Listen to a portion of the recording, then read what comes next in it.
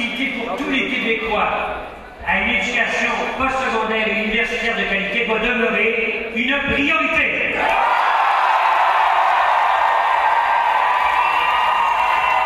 Et si je vous dis que malgré votre âge relativement jeune, vous le connaissez depuis très longtemps.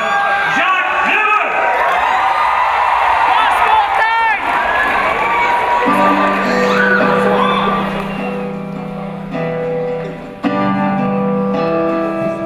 Ce que tout gouvernement du Québec doit comprendre, c'est qu'il n'est pas seulement l'administrateur d'une province canadienne.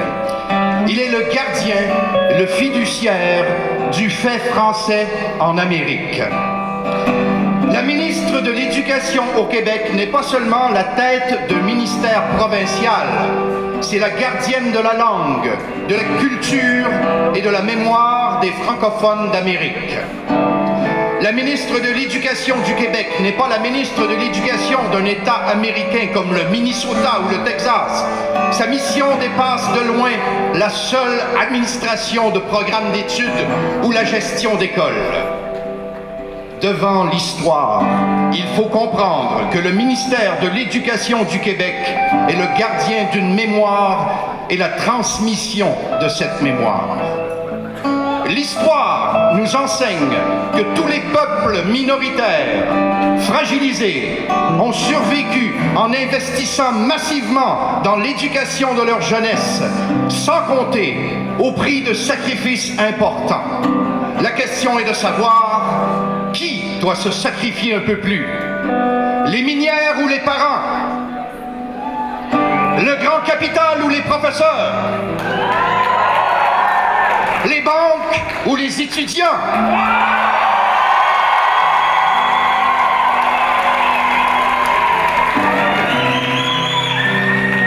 Ce qui a tiré le Québec de ce qu'on a appelé la grande noirceur, c'est une accessibilité accrue des classes laborieuses aux études supérieures. Chaque attaque envers cette accessibilité est une attaque envers la mission essentielle de ce ministère, qui est de préserver et garantir l'espace culturel francophone en Amérique.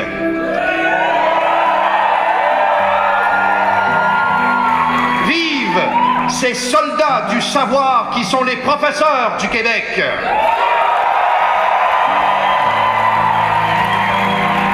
Vive les étudiants engagés dans l'avenir dégagé!